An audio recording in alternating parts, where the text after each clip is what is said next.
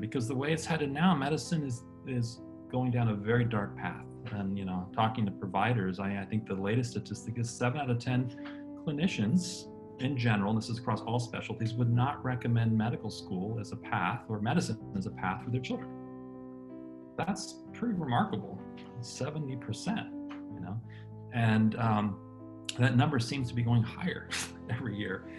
And so can we enliven medicine to bring back imaginative, inspirative, intuitive cognition, not just in some abstract or philosophical way, but a very applicable way to make, among many things, to make practice more enjoyable, but to also really allow clinicians to see deeper into their patients. So we're not just looking at them as machines that need fixing, but rather as a being of body, soul, and spirit, and that all of these need to be worked with. So integrative medicine asks, how do we integrate body, soul, and spirit? And can we develop essentially a type of science that kind of allows us to do that? A new concept of the human being, which takes into consideration not just the body, but also what we might call the soul, which is very active within that astral body, and then the spirit, which is very active through the eye. And so body, soul, and spirit in this sense would not be just abstractions, but actual biofields. And that these biofields influence matter and can be influenced by material remedies prepared in the right way that can actually help change the way these bodies fit together. So they have to nestle together in the right way, and that illness comes about when the bodies are not connected in the right way. And the whole interconnection of those bodies is what historically has been called terrain. And, I think it's a little bit nicer than just saying, oh, you're just stressed and let's work on your stress. It's like, all the temperaments get stressed, but you're going to need to do different things for each temperament to help with their stress. The classic lower your cortisol and all that kind of stuff is good for the choleric, but it's not going to be good for your phlegmatic, who actually needs a little bit more cortisol. It has practical application, like not just clinically. Interestingly, I think it was that dating site, I think it was Match.com or one of those sites. I don't know if it's still around, but after she did her data analysis, and she had never studied temperaments, it's like she found 4 different types of people.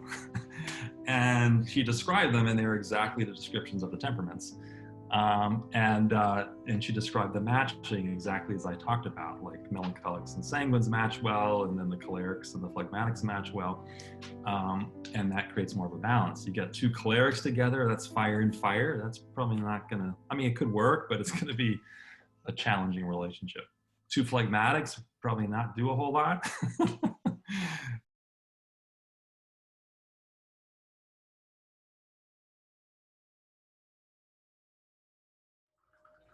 Right. Good afternoon, everyone, and welcome to Enliven Medicine. My name is Motoyuki, and I'm joined here today by Dr. Paul Kelnins. And today we'll be exploring the idea of terrain medicine. We'll be reviewing the 4 bodies of anthroposophic medicine that we discussed last week. Specifically how they're related to thinking, feeling, willing, emotion, and just about everything else. We might have some fun on the side as well. And then we'll take a look at terrain medicine and see how is that different from the standard approach of Western medicine. And more specifically, look at body type and at least start approaching the question of how does the shape of your body influence the way energy flows through it. So, that would be, how does body type influence your emotional tendencies, your thinking tendencies, even the warmth that you feel, or even the color of your face.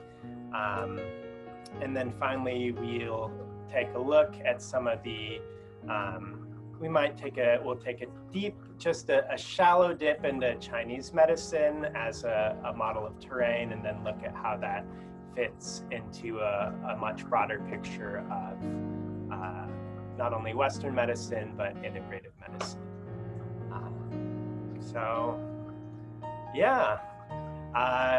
Without further ado, would you like to speak into the four bodies for us? Yeah, well, there's a lot of topics to cover for today. Hopefully we can get through some of them.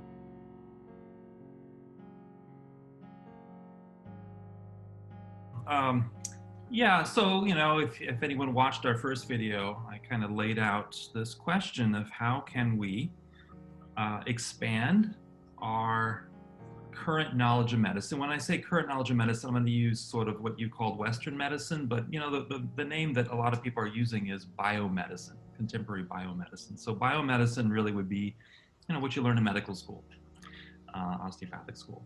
And this would be all the basic sciences and clinical sciences. So we have that foundation. It's very much based on essentially the three isms I reviewed last time. So the idea of materialism, that we are just material beings, and then reductionism, that we can reduce ourselves down to pieces and we can study those pieces, and then we can look at how they fit together through mechanisms. And that's kind of what we call medicine. So how can we we have that medicine, which has brought us all these incredible advances, but then how do we expand that to really also include the idea of maybe what we might call soul, our inner feeling life, our inner life of, experience. So people talk about these inner energies and subtle energies and whatnot. How do we develop a way of actually going into that in some sort of intelligible sense? Today people talk about the soul as really being a product of the body. So the nerves create the soul. Your nerve activities create your emotions and everything else. And we talk about neurotransmitters and whatnot. But, the experience we all have is that our soul life is real. Our inner feelings, our inner belief structures, that world you live in has its own sort of reality. And the question is it just an epiphenomena of matter, or does it have a reality in and of itself?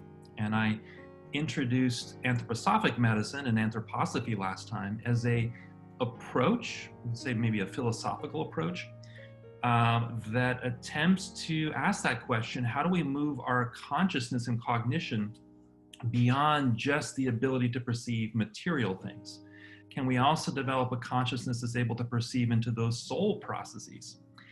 And then if we go even more refined, we find that in addition to our feelings and our inner thought life, we have the ability to develop, intuitions, to be able to look at, patterns in our feelings, and look at the capacity to maybe not be limited by our, immediate feelings and reactions and so forth. And that's historically what people have linked to a spiritual realm. So this idea of body, soul, and spirit as being what a human being is, that's sort of the core of integrative medicine. So integrative medicine asks, how do we integrate body, soul, and spirit? And can we develop essentially a type of science that kind of allows us to do that? So that was sort of in a nutshell, what I sort of introduced last time. And, along with anthroposophy, there was this idea that Rudolf Steiner threw out there, and this is not unique to Steiner. This is a very common idea in traditional medicines, that we can actually expand our consciousness beyond the material, beyond just intellect and the ability to see mechanisms. We can expand it to include what he called the imaginative sense. And that's the capacity to see not just structures in space, which is what your intellect will give you, but also what changes in time, what flows. And so if you look at, for example, when you go to medical school and study a body, the very first class you take, or one of them, is your gross anatomy class. You work with the cadaver. And what you're looking there are at the spatial physical structures of the body. And that's what the intellect is really good at allowing us to see.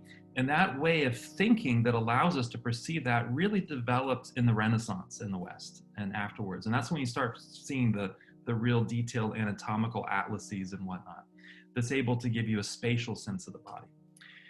But historically, people have also appreciated that in addition to what's static and fixed, we have something that is activities that are flowing in time. And last time I spoke a lot about rhythms and the fluidic element. And if you really study fluids, you find they're not as easily represented by static mechanical forces. You have to develop a whole different type of physics. to really get into a knowledge of fluids and fluid dynamics. And so if you just in your mind's eye compare like a mineral or a crystal, which is very mineral-like, you know, a mineral itself, if you damage it, won't regrow, won't regenerate, will just always remain damaged. A plant, on the other hand, which has not only the mineral forces, it has these fluidic forces. These fluidic forces are bringing life into the plant. And they are changing the shape and the forms of the plant over time. And so that's a whole different type of consciousness that you need to perceive that. And that's something we don't emphasize so much in the life sciences today. And the life sciences try to take that fluid element and reduce it down to little solids. So we talk about molecules and molecular biology and genetics and how they fit together with mechanisms. We can say we're trying to bring the living fluidic element down into the material mechanical element. And, you know, people like Rudolf Steiner, and Steiner, as I said, was influenced by the poet Goethe, who lived 100 years before Steiner in the late 1700s, early 1800s. Goethe argued that life can't be reduced to the mineral state. You need a different way of thinking, a fluidic thinking. And that's what Steiner called the imaginative sense. And when we apply that to a human being, we see that in addition to your corpse-like body with your organs and everything else, you have these fluidic forces constantly when you're alive. Of course, when you die and your cadaver's on the table, those forces are no longer there. You start to decay under the influence of material, physical forces. But these fluidic forces keep the dynamic of life going, and they allow for growth and repair, anabolic activity. In a way, they sort of go against entropy, which is the tendency for things to fall apart and to become more disorganized. They create greater levels of order. Now, historically, those forces have been called vital forces, at least in the last couple centuries. But, you know, science pretty much never found those kinds of vital forces. And so they threw out that concept. That doesn't mean, though, that that those kind of fluidic activities aren't there. Obviously, they're there. It's just that we can't reduce them to a physical force. We have to actually start to think differently about what kinds of activities might be there.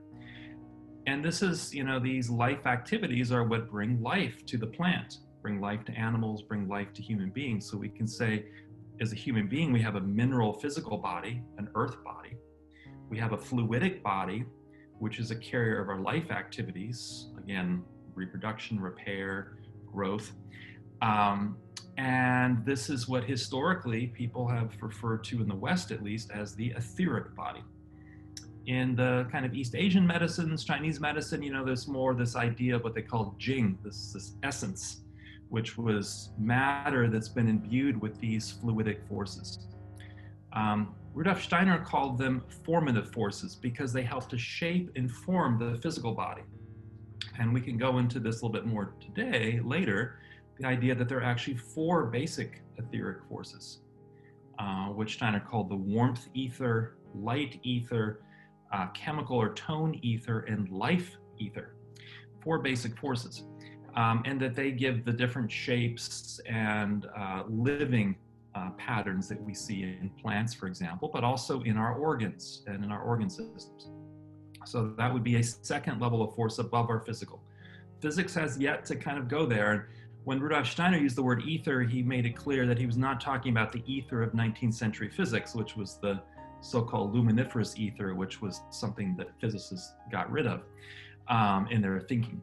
But he perceived that as sort of a counter image of physical space. And that's a whole discussion there as to the geometry of etheric spaces and how they interpenetrate physical spaces and how we can rewrite the equations, let's say, of electrodynamics and electromagnetism using that concept. That's really interesting when you start to ponder that a little bit more. But that would be our second level of organization. And again, to perceive those fluidic forces, we have to get out of the intellect and start to think more fluidically, imaginatively. And there's a sort of exact imaginative sense we can develop by studying the growth of plants and the growth and embryology of animals and humans. You see these forces unfolding over time and these patterns emerge. Science is kind of coming to that same place. We talk about self-organization and what are called systems that are far from equilibrium, so they can actually take on spontaneously new patterns. And the scientists would say we don't need to put etheric forces into our discussion because we can just understand that based on physics and chemistry. That's a deep argument, I think, that would need to be looked at. But the idea is that these etheric forces and patterns, we might call them fields, are present in nature that we can essentially tap into. And this is the basis of a lot of traditional medicines. They felt that to maintain life, we have to tap into those forces and let them stream into us, and they re-energize our physical bodies. And so that's why you see things like Tai Chi and Qigong and these different movement exercises. They're all trying to essentially create you into an absorber, in a way, of those forces. You open yourself up to them.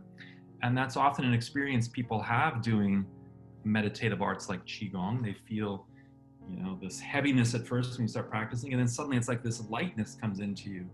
And that's how Steiner described those etheric forces, that they are essentially levity forces. They work against gravity, and they work as a counterpole to physical forces. So whereas we have light in the outer world, he said there's a light ether, which is sort of the negative image of light. And so you can have light in your thinking. So when you are illuminated with an idea, you don't literally have light in you, although there's some talk about biophotons we can go into. But the idea is in the ether body, you actually have an experience of light, a negative image of light. So, the limit of current medical teaching is you study the cadaver, but when it's dead on the table, you lose the etheric body. That's already gone. So we're not studying that. East Asian medicines and Ayurveda and a lot of other traditional medicines around the world have really started their study of medicine from the perspective of the ether body. And so they talked about different organs, like in Chinese medicine, we have the spleen organ, which is actually not the same as the biomedical spleen, the anatomical spleen, although it's part of that. In the Chinese medicine sense, the spleen is actually an etheric organ, meaning that if you took your anatomical spleen out, you would still have a spleen in Chinese medicine. Same with gallbladder in Chinese medicine. And I'm using the word Chinese medicine broadly. That's a whole different discussion about what is Chinese medicine. Is there one Chinese medicine? There's always been many Chinese medicines. But the idea of this was more of the East Asian philosophy, that the organ systems really were mostly in the etheric body. And then the etheric body as it crystallizes out into the physical organs that we see. That's, again, very different than the way we think in medicine today. We think in medicine, you start with a cell, and you grow, and you create more and more complex structures, and they just sort of spontaneously organize into higher levels of complexity. That's really a huge hypothesis that it's really difficult to actually support. So when people say science has proved this, it's actually not true. That's an assumption. But the idea that we can also think of a cell as being something that can tune into a field. And we can say there's a liver field and a spleen field and a gallbladder field. In these fields, there are actually 12 fields in historical medicines that were perceived. These fields when you absorb them into the cells, they take on the patterning that are necessary to create the actual physical organs and their functions. So that's a kind of a whole opposite way of thinking from our current science. So that's the etheric body. If as human beings we only had the physical and the etheric body, we would be at the plant level. We would be giant vegetables, basically, which, that's what happens when you go to sleep. When you go to sleep, you essentially have your physical and your life activity that remains behind. But the next level of organization would be to have not just life in you, but also some capacity for consciousness. And the way we see that is you can kind of use a meditation of comparing a plant to an animal. Let's say a dog. You can say, with a plant, it has life in it. So if you injure the plant, it regrows. Same with the dog. If it's injured, often that part will regenerate, regrow, wound healing, and so forth. But in the dog, the plant sort of sits there. It's open to the sun, maybe the lunar rhythms and the environmental rhythms. But the animal is able to move around. It has a nervous system. It's able to have sensory organs that reflect the outer world inward, creates an inner activity. And that's what often people have referred to as soul activity. So an animal has a soul in a way. A plant has a soul, but if you study it, it's as if the soul is on the outside, in the light, in the environment, in the insects, and the soul hasn't quite come into the plant, although some plants, we can say it's not a exact differentiation between plants and animals, there's a gradation. So some plants actually take on some of those soul forces. And those would be plants that are very rich in alkaloids, for example. That would be one instance of that. So move to the animal, we have a soul, an inner nervous system, muscle system, organ systems. So whereas the plant is open to the sun from the outside, as we go up the sort of vertebrate ladder, we see more and more complex internal functions. So in the case of reptiles, the sun still has to warm the reptile from the outside. And you actually have in reptiles a two-chambered heart, very simplistic cardiovascular system, and venous and arterial blood kind of mixed together. But in the birds and in the mammals, you start to see the four-chamber heart develop, and we also see the ability of the animals to separate venous and arterial blood and to create an inner warmth space. So it's as if the sun activity was taken internally and created an inner sun, and that is the heart and the whole cardiovascular system. And that's able to distribute and move the warmth of the body through regulating oxygen and metabolism and so forth. So in a way, the animal has flipped the outer world inside, whereas the plant is still open to the outer world. And when in doing so, it's actually now internalized a whole different level of organization. There's the physical life in the animal, but also there is now this inner soul or consciousness activity.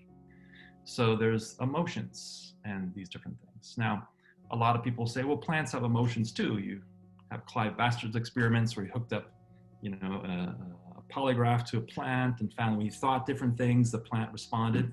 In a way, you can say the plant is kind of responding to your emotional field, and it is active with that. But that field still stands mostly on the outside of the plant, whereas in animals, they've internalized that field. So the name for this field of activity in the Western literature has been given the name of the astral body. And they call it the astral body after the astra, the stars, because they felt that these starry influences, the planets and the stars and whatnot, had an influence as well on the astral body. And that in the astral body, there are archetypal patterns of emotions. And they often link those to the different planets. So Jupiter and Saturn and Mars are all different archetypal emotional energies, as well as physiologic energies within us. So this is where we can start to see that every organ in us has its life activity, its etheric component, and then it has an astral component. And in traditions like Chinese medicine, they call the etheric component the yin activity and the astral component the yang activity. The yin activity manifests more through the endocrine system, through the fluids, the lymph and the interstitial fluids. And then the yang activity, consciousness, manifests more through the nervous system and nerve activities. And we know that from anatomy that every organ is permeated with, its own lymphatic system, but also nervous system. So we have autonomic nerves, sympathetic and parasympathetic in most of the organs. And they maintain the organ functions. And so there's this interesting activity between the astral body through the nervous system and the life activities. They're almost in opposition. And we talk about that today in things like stress. So you have these, sensory inputs that come into you. They create an activity in your soul world. They activate your nervous system. And that actually starts to degenerate your life activity. We see the stress hormones and all this start to respond. And we see that the nervous system, in a way, has a decaying or catabolic effect upon the anabolic life activity. So there's this distinct polarity between these more yang-like consciousness forces that are more catabolic, and then the yin-like life activities, which are more anabolic and they build you up. And so there's a constant balance between those two. And I'm setting this up because really to understand that concept will help you get into understanding pathology and all these different things. So those yang and yin forces, consciousness and life, are in polarity. And that's what explains things like the need for sleep in sleep, we effectively turn off a lot of those consciousness forces. And the way that it was discussed in traditional medicines for people who could perceive the astral body is they saw the astral body actually leave and go into effectively a different space, an astral space or dream world. And you see that very clearly in different traditions, like in Egypt, they called the astral body in ancient Egypt the Ba. And it was depicted as a bird with a human head, and it was always sitting at the foot of the bed. So when you go to sleep, the Ba leaves and it gathers experiences in the dream world, the astral world. Today, of course, in modern thinking, we tend to say, oh, that's all just rubbish. You're just nerves, and that's just your nerve activity. But in ancient times, it was perceived that that space was real. And that even today, shamanic cultures and whatnot around the world still believe that space to be a real space you can go into, you can dialogue with beings in that world, and so forth. But that world plays out directly into your organs through those nerve activities. And so there's a direct link there. In fact, the flow of the astral forces merging with the etherics, you create kind of the astral were perceived more as airy or gaseous forces. And the inner experience one has is a sort of inner light. And so the different emotions have different colors depending on the emotional states. So person's really angry would have a redness in their astral field. Person who is really depressed has more of a brown or deep blue or something in their astral field. And so when people say they see the aura, they're talking partly about the astral field. Now, the so-called aura is a much different, it's a broader concept. But one aspect of that would be the astral field. And so we can, people who, say they see that can actually begin to perceive, these patterns. And we have to be clear about seeing. They're not seeing with their physical eyes. That's more of a hallucination. But they see with a sort of inner eye. So when you, for example, look at red, you have a certain emotional experience inside of you. Red has this sort of, it's almost like a color that comes at you if you really focus on it. In fact, there's a reason why traffic lights are red. They come at you, stop. Versus the opposite is blue, and the experience of meditating on blue is you have an expansive experience. And then the different colors all have their own inner gestures. So this is when people say they're seeing, they're actually using a type of knowledge that is one step above the imaginative sense. And that was what Rudolf Steiner called inspiration, inspirative knowledge. And this is in an even more subtle sense that allows us to perceive emotional forces.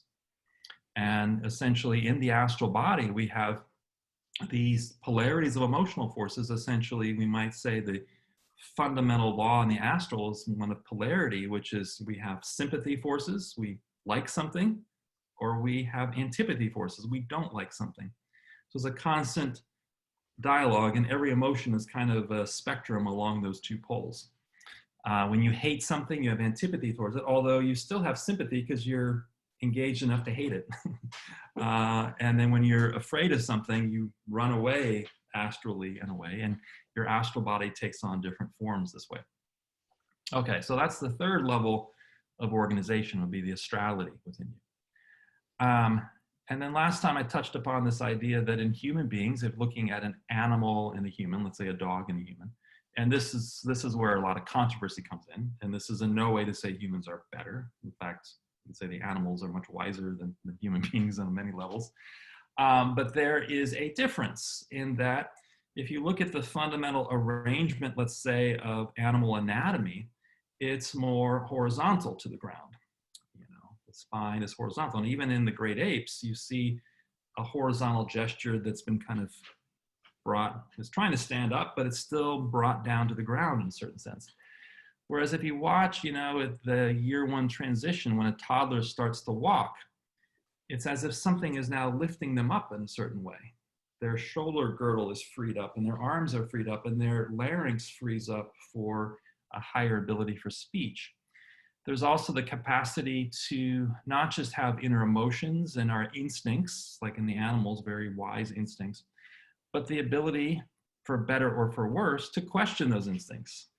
To say, well, my instinct is to eat this, but I'm going to have the chocolate pie instead, And, or like my instinct is really to eat that chocolate pie, but I think I'm, going to wait. I'm on a diet and so forth. Whereas you put the chocolate pie in front of a dog, well, it's probably not going to think about its dieting. But the dog will probably stop eating, hopefully, if it's in tune with its instincts when there's been too much. So there is something else, a difference.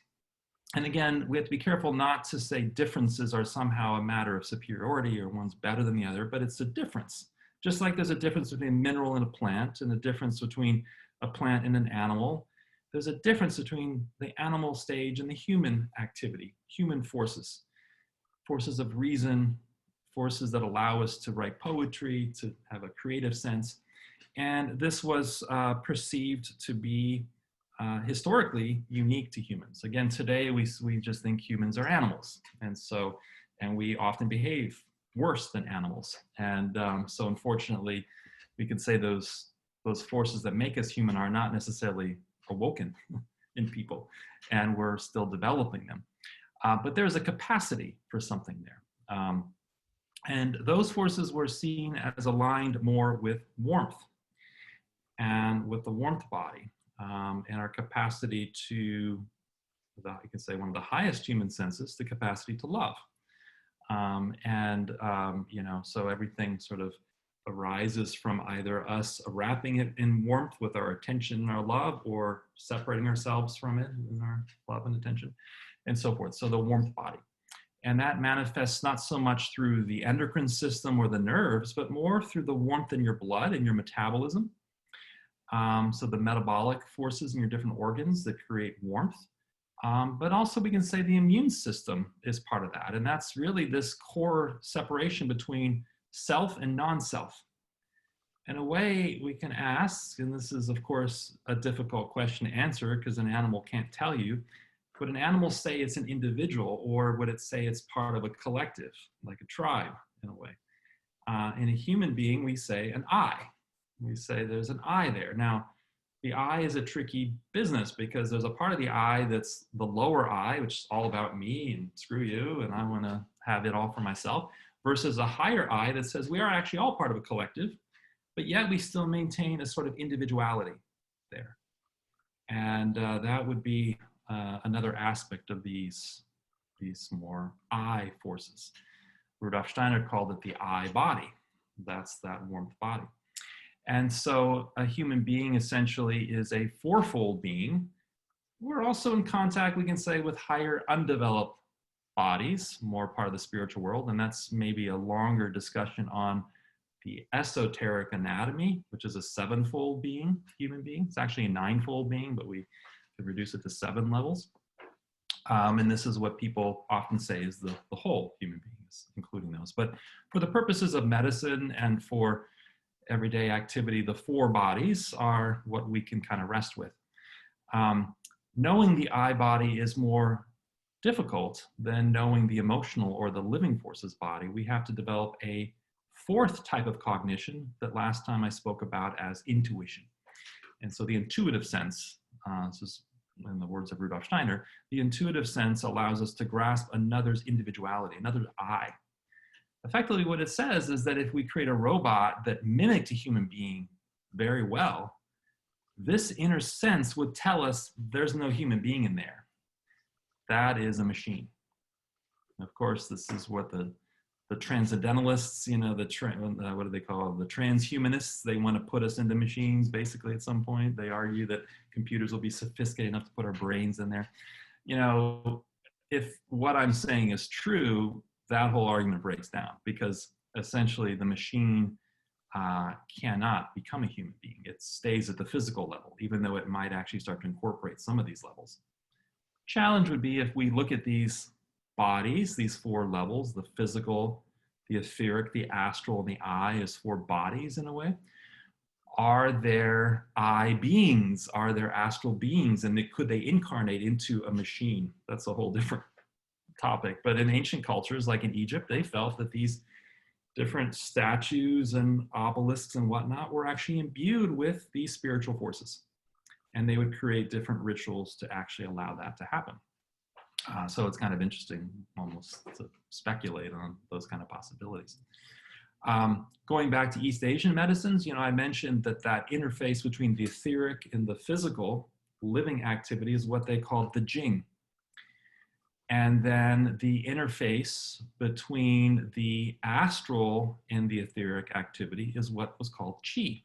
And qi was really a combination of the air element with fluid. And if you look at the Chinese character for qi, it's actually vapor rising from sprouting rice. So the sprouting rice is like the life activity. And then the vapor is more this gaseous astrality. And, we have other traditions that in Greece, they call this the pneuma, and it flows through the body in a certain way. And that's where the idea of meridians came out of. Today, we actually acknowledge that there are physiologic gases. So I've heard some people that are more biomedically minded, let's say in Chinese medicine, that say that qi is really nothing but nitric oxide. Nitric oxide is your main gas that where it's active, it only lasts for a couple of seconds. But where it's generated and active, it causes blood vessels to dilate and increases blood flow into an area. And there's this interesting concept in Chinese medicine. They say where the qi flows, the blood follows. And so it's the same kind of idea, but maybe reduced more to the material level. But we have other gases beyond that, hydrogen sulfide, carbon monoxide in us, carbon dioxide. All of these gases have a physiologic role. We could say they maybe are aspects of that astrality, that astral body, and are aspects of qi as it flows through the body. I said that the astrality is highly connected with the nerves, and where we see a lot of these physiologic gases like nitric oxide being produced is in neurons, nerve cells. And so if we kind of back up again using more of an imaginative sense, we can think of the nerves as all lighting up every time we have consciousness. We see this lighting up of nerve activity. And it has, many of the nerve activities have, you can say, a catabolic effect, a deadening effect on the life activity. So it holds the life activity back. And so we can begin to see how consciousness patterns, emotional patterns, can have an influence on your physiology through those nerve endocrine interrelationships. Going back to East Asian medicines, the connection between the eye body and the astral body was given a specific name, and that was called the Shen. So in a way, the three, let's say, primary physiologic entities, Jing, Qi, and Shen, relate to the four bodies and how they interrelate and interact. Again, to experience these bodies, we have to expand our cognition beyond just the intellectual. We have to start to see that possibility. So that's kind of a basis that one can use in a way to sort of build up a new concept of the human being, which takes into consideration not just the body, but also what we might call the soul, which is very active within that astral body, and then the spirit, which is very active through the eye. And so body, soul, and spirit in this sense would not be just abstractions, but actual biofields. And that these biofields influence matter and can be influenced by material remedies prepared in the right way that can actually help change the way these bodies fit together. Say they have to nestle together in the right way, and that illness comes about when the bodies are not connected in the right way. And the whole interconnection of those bodies is what historically has been called terrain. So your inner terrain would be how your etheric forces and how your astral and your eye forces all fit together to create an inner environment. In the naturopathic tradition, they call this the inner soil, although the discussion of these bodies really doesn't happen much in modern naturopathic teaching. But the inner soil, and they would say that soil can become, for example, when the etheric forces become weakened, and the astral forces become predominant, like through unprocessed emotional activity, that it can create inner toxicity, and they call this the morbid soil. And so then we would do things to encourage, for example, the etheric activities through the different organs. And this is what in the naturopathic traditions, more specialized knowledge here, they call drainage. So drainage really is,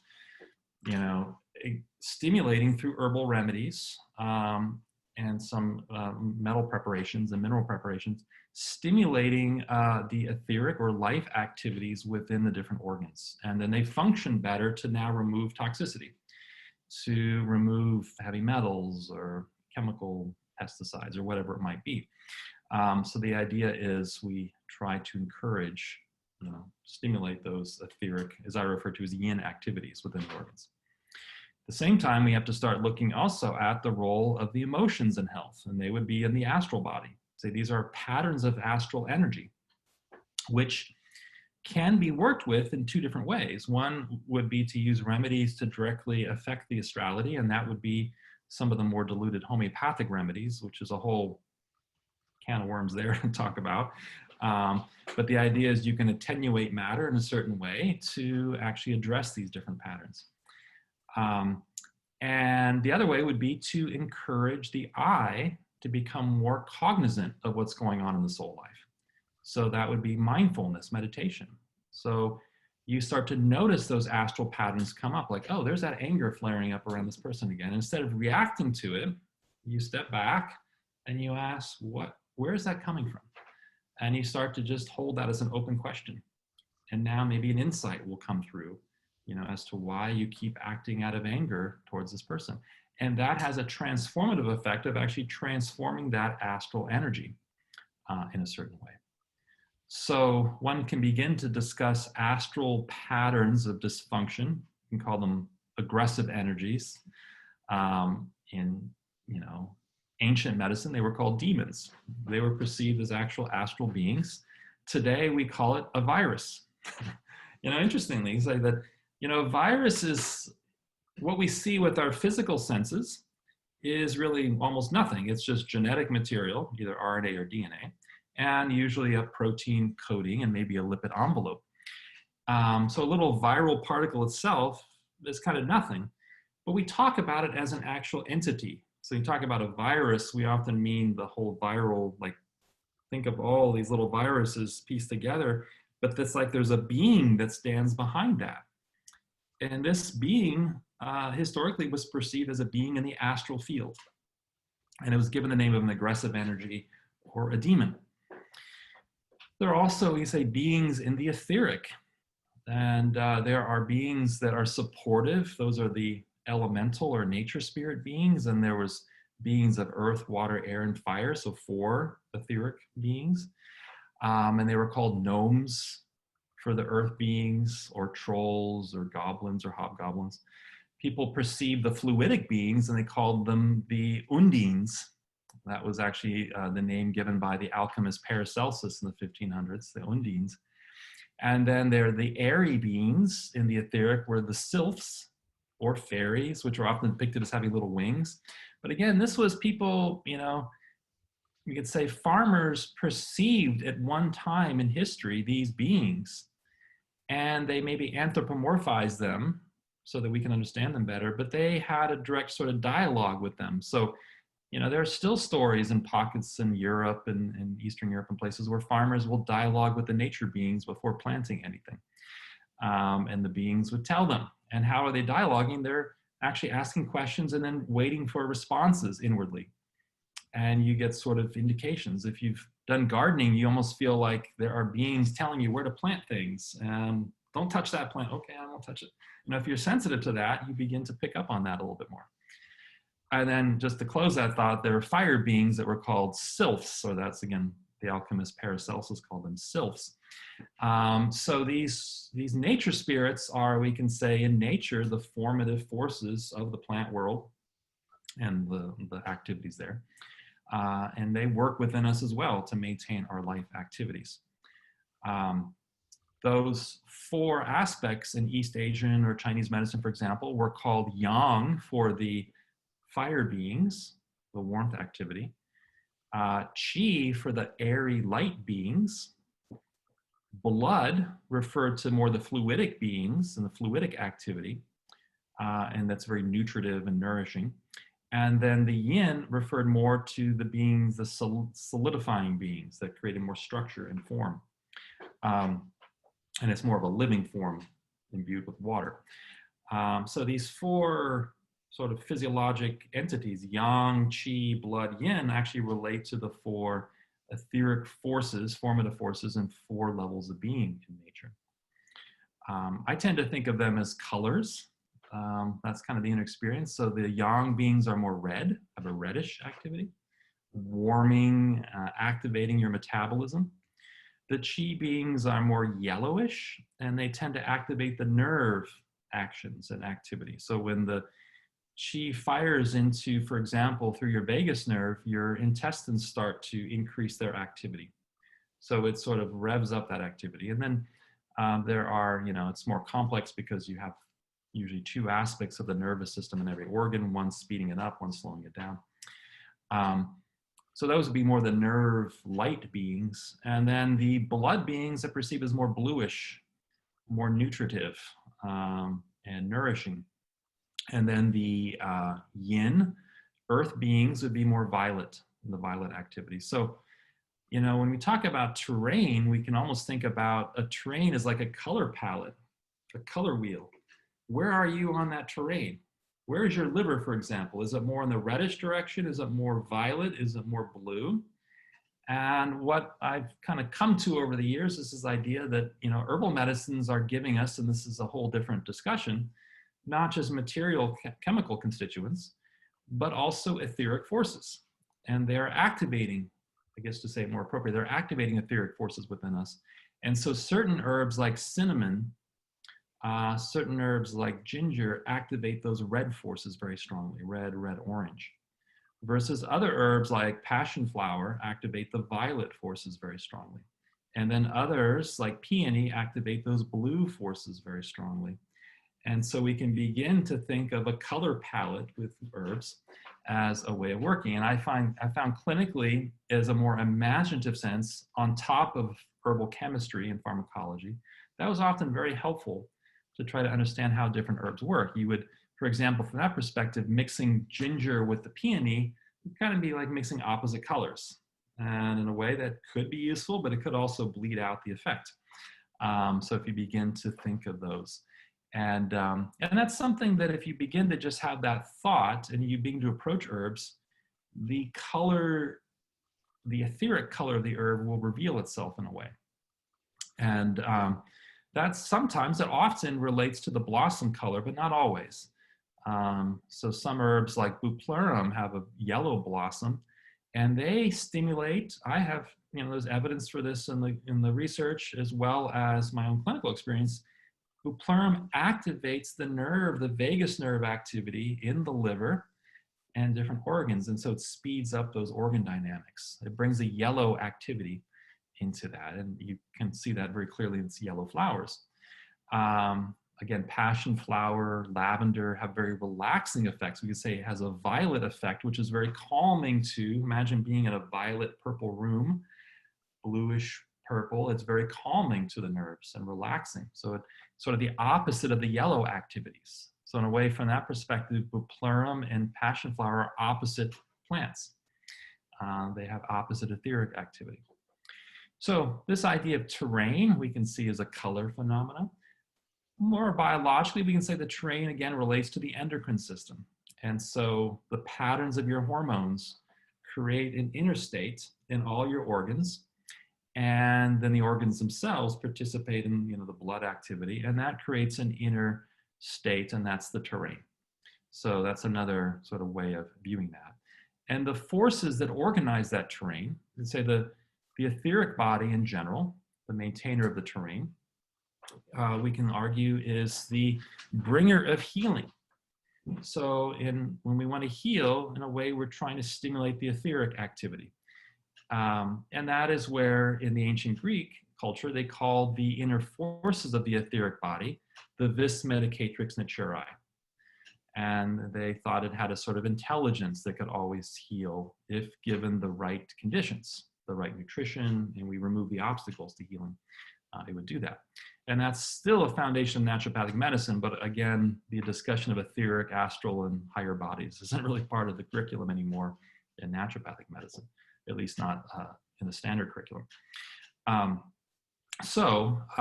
That is sort of another way of looking at terrain. To extend that, you can say the astral again works more through the nervous system, and then the eye through the immune system. So one could talk about the neuroendocrine immune system is really the biomedical equivalent of the ancient concept of terrain. So we really never got rid of terrain in medicine.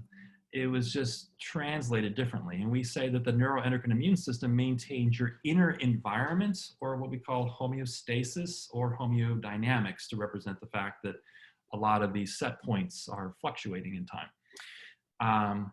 And basically, we need to maintain that environment in the face of outer stressors. And so there's always this discussion about our inner terrain versus our outer environment.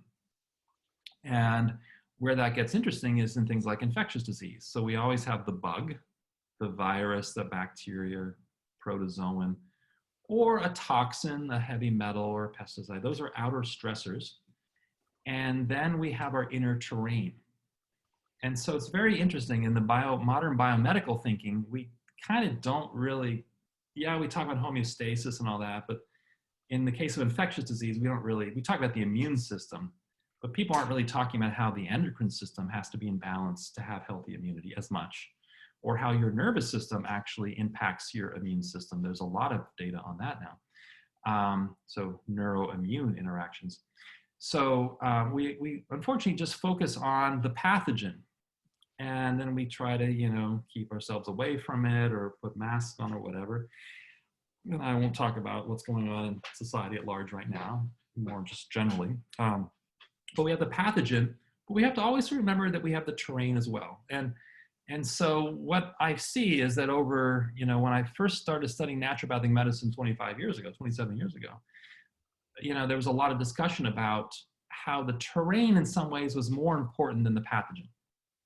And the analogy I was given by one of our old naturopathic professors, still very active in the profession, Jared Zeff, I'm sure many people know him, but get this great analogy from one of his teachers that if you have a, problem with flies in your kitchen, so you have dirty dishes and food everywhere, you get flies.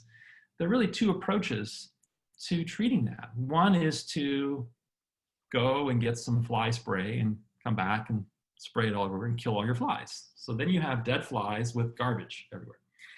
And that's essentially the equivalent of using an antimicrobial, whether it's an antibiotic, antiviral, or even an herbal antimicrobial. You're killing the microbe. And that is really necessary sometimes. And in fact, that's part of a larger discussion is when is that appropriate? Because there are cases when you need to do that. But you also should think about the other approach to cleaning up the fly problem, which is clean up the dishes, get rid of the garbage, open the back door, take the garbage out, clean down the countertops, and eventually the flies will go away. I had that issue with fruit flies just recently, and my partner and I got into a little discussion about this. She's more from the you got to kill them perspective, and I was from the terrain perspective. And so I said, well, no, I'm just gonna, I had some fruit and stuff, and I got rid of all that and cleaned down my countertops, and they lingered for maybe a couple weeks, and then completely gone. They all died. They didn't have food to eat. So sometimes you do need to just knock the population down, but then we should also be strengthening the terrain, and the physiological equivalent would be to support the neuroendocrine immune system, support the etheric, the astral, the eye bodies, support the yin, blood, qi, yang, whatever your system of thought is. But the idea is that we work on those internal factors. And that's, I think, in the current kind of pandemic going on. Again, I won't say specific names, but you have people that have, ostensibly been infected, they develop immunity, but then they have what are called the long haul symptoms, fatigue, there's a lot of neurological symptoms, et cetera. And, and we see this also with chronic disease like Lyme disease and whatnot. And I think this would deserve a whole special lecture or talk. But basically, in those cases, clinically, what it often comes down to is we can no longer really address the bug anymore. And that's where a lot of the biomedical approaches fall short, because that's kind of what they're really good at doing, is addressing the bug. But we need to address the terrain.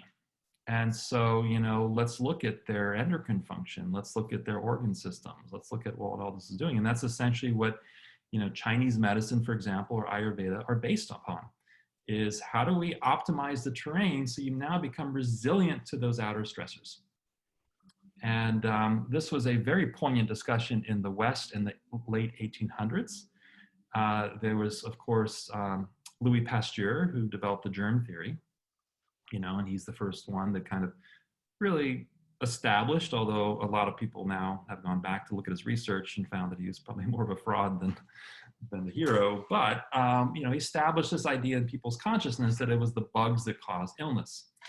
And then other people took that, Robert Koch and others, and developed that into our modern microbiology approach. At the same time, there was a counter school that was represented by Antoine Béchamp, who argued it wasn't the terrain, but what he called the soil. I mean, it wasn't the bug, it was the soil or the terrain that was more important to address. And that once that was addressed, the bug would not have a foothold. He went as far as to say that bugs actually formed within disease terrain. Of course, that is not a commonly held belief, although we do know the different bacteria will change growth in different media. So depending on the pH, the nutrition, the oxygenation of your organs and so forth, and your immune forces, different bacteria could potentially morph into more or less virulent strains. And that's interesting to think about. You know, that's an issue that comes up with the bacteria that inhabits the stomach called H. pylori. You know, we find that that's associated with ulcers and stomach cancer and things like this. But we also find that it's a protective bacteria. And in the right terrain, it actually prevents allergic reactions and whatnot. So there is a definite benefit to it. And the question is it, you know, our modern approaches to like peptic ulcer is to give antibiotics to kill the H. pylori. Maybe it's the change in terrain that the bacteria is growing in that's more important. And if we work on that, so what influences stomach terrain? Well, obviously your nervous system, your endocrine system, and your immune system. So let's look at those forces instead of just killing this bacteria. And I think we're going to get there because the current treatments for ulcers, although they're effective, when you kill the H. pylori, your ulcer goes away. We're getting more and more drug-resistant strains now. And so we're going to need new approaches because the antibiotics simply won't work anymore. And that's for bacterial infections, we're seeing that you know, we're developing resistance. So I think we're going to need terrain models. But same with viruses, you know. Do viruses, I mean, that's a whole nother issue, again, that deserves a whole separate talk. But do viruses really reflect the damaged terrain or stressed terrain rather than being these things we have to cower away from and fear? And, you know, that's I think it's the healthy response is not either or, it's probably somewhere in the middle, you know. You have to be careful to not be, you know, to protect yourself from it. You also need to work on terrain. And I think in the current discussion abroad around the current pandemic, you know, there's a lot of discussion about the bug, but very little discussion about the terrain. I mean, people talk about vitamin D and these things, but that's not talking about terrain. That's like one small aspect of terrain. But, you know, let's look at your liver function. Let's look at fatty liver and insulin resistance. Let's look at your, you know, DHEA and adrenal activity, your androgens, if you're a male. All those factors, we have preliminary research in the current pandemic that those are important, but they haven't been pieced together. And it's a lot more complicated because to treat terrain, you need an individualized approach. You need to start looking at, you know, that a person with, I'll go away from infection into something else like, you know, hypertension, high blood pressure, gets high blood pressure, has different subtypes of high blood pressure depending on what their different organs are doing. So you can say there's a kidney subtype of hypertension, the liver subtype. And then we need to start looking at in the liver, what's the pattern of dysfunction in the liver? Is it too much of those warmth forces or maybe too much, not enough of those life, you know, yin forces and so forth. And so we have to develop a new language around that. And this essentially is the basis of East Asian and Ayurvedic and more traditional Western medicines, is the idea that we don't so much diagnose disease, which is seen, you know, in the West in biomedicine. Disease is this fixed pattern associated with genetics and specific signs and symptoms and whatnot, and a specific pathophysiology. That in the traditional medicines, a disease, you know, like a migraine or high blood pressure has many patterns. And treatment really is not for the disease, but to the patterns. And so, you know, and this is a huge problem I see in biomedical research in integrative medicine is, you know, we're like, okay, well, let's see what herbs work with migraine. That very question is wrong. from what I just said, from the terrain perspective, that question doesn't make sense. There's no such thing as a migraine in the terrain approach. A migraine can result from many subtypes of dysfunction in the different bodies. And so the clinician needs to go and figure out which of those subtypes is present. And the way we do that is more through the traditional diagnostic tools like history taking, but also pulse and tongue. We can start using biomarkers in that direction, but that's sort of an unexplored area. But a terrain approach is a lot more difficult to study because of that. So I think when I look again at those studies that say, oh, look at the feverfew and migraine, a certain percentage it worked great and this other percentage it didn't. Statistically looks like it doesn't work enough, so there's no significant difference with placebo. I would say those studies are inherently flawed because they didn't subdivide the people who had a dysfunctional liver terrain, which is what the feverfew can treat very well, from those that had more of a stress terrain from cortisol, and kidney activity. And that's a whole different terrain picture and needs different treatments. And I found that clinically to be so true. And, there is no real disease when you look at a terrain model. You just see patterns of dysfunction, again, in our modern language, in the neuroendocrine system, immune system, or in the traditional language in the bodies or the organ systems. So I think Chinese medicine, for example, when we're looking at a headache, it might be, and again, when I'm referring to the organs, they're not perfectly matching up with the Western biomedical equivalents. I know we talked about it earlier, but these are more energetic organs. The Chinese didn't just relate them to, physical functions. They had emotional functions, like the spleen is associated with thinking, clarity of thinking specifically. They called it intent. But you might have a headache that's caused by a spleen dysfunction. And there might be more sinus issues because from the, East Asian or Chinese perspective, the spleen is responsible for metabolizing fluids. And so if there's a dysfunction, you're going to have a lot more phlegm. And so, if you're getting a headache because of a spleen dysfunction, then it might be more sinusy. It might be more along the front side of the head. Whereas if it's a liver dysfunction,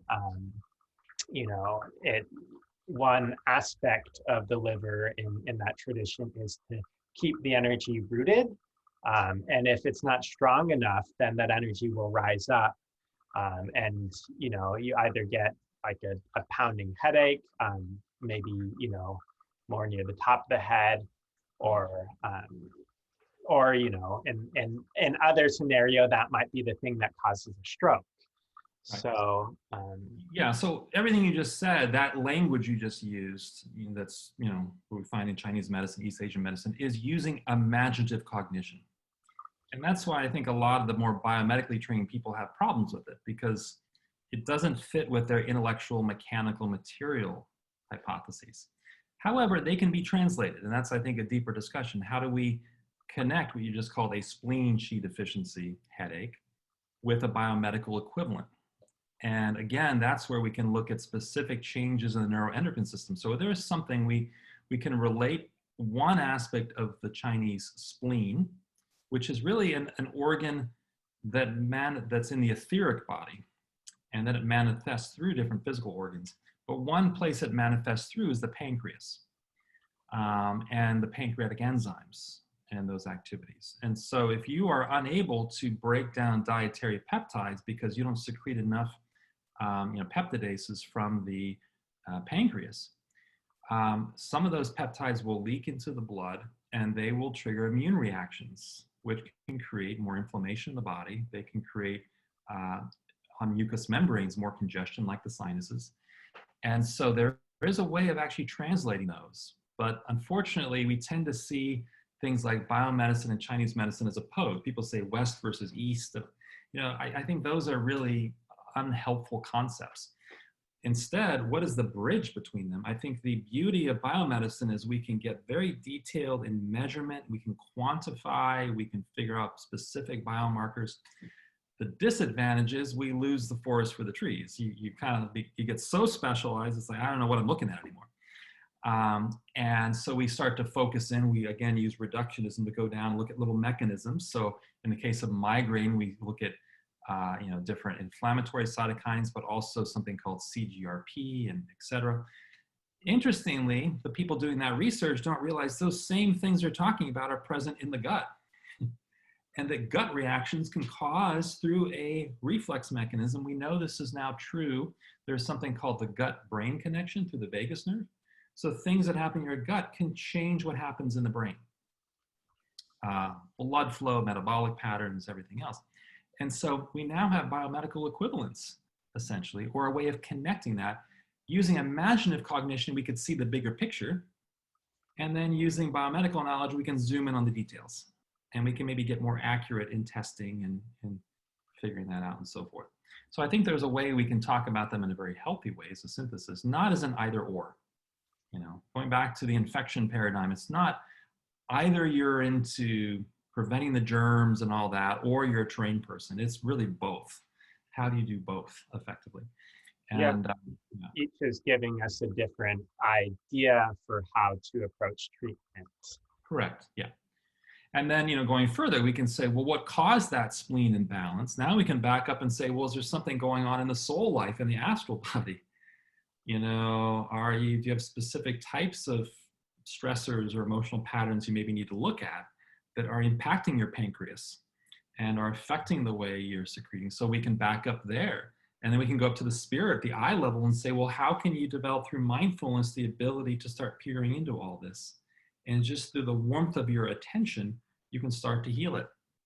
And so that gives you the possibility now for a lot of therapeutic interventions, not just giving some drug or a remedy, but also backing up into the soul life and the spirit life. Yeah, and I think returning to the idea of the spleen, it's associated with the earth phase, and the earth is kind of about acceptance, but also it's associated with the values of faith, trust,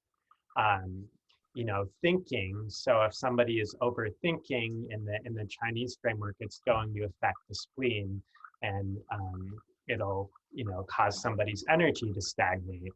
At the same time, if there's a trust issue somewhere in the relationships, that could also manifest very directly in the spleen.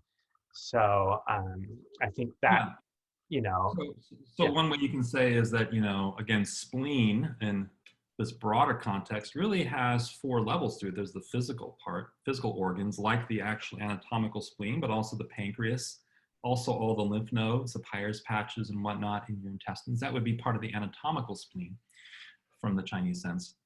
And then we have the etheric spleen, which is the life activity. And then we have the consciousness spleen, which would be the reflection of that activity within the soul life. And that's what we're talking about with, it gives us sort of a foundation for our thinking and that activity. In fact, we can say that what the spleen is trying to do is create the energy to tease apart the foods.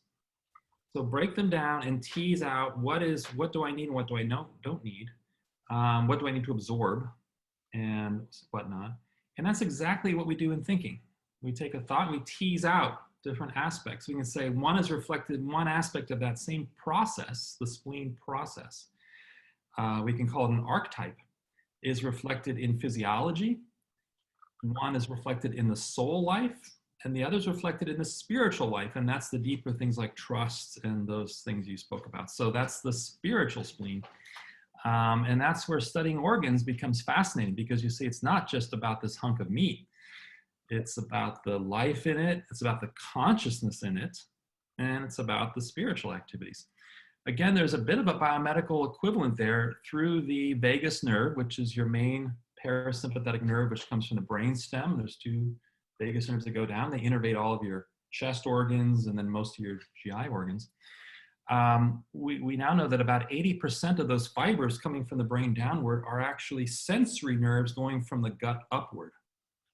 So 80% of those nerve fibers are carrying information from the gut, and all of your organs like the liver, the actual biomedical spleen, the pancreas, they're carrying all that information up to the brain into an area called the limbic system, which creates the basis of our kind of emotional tone.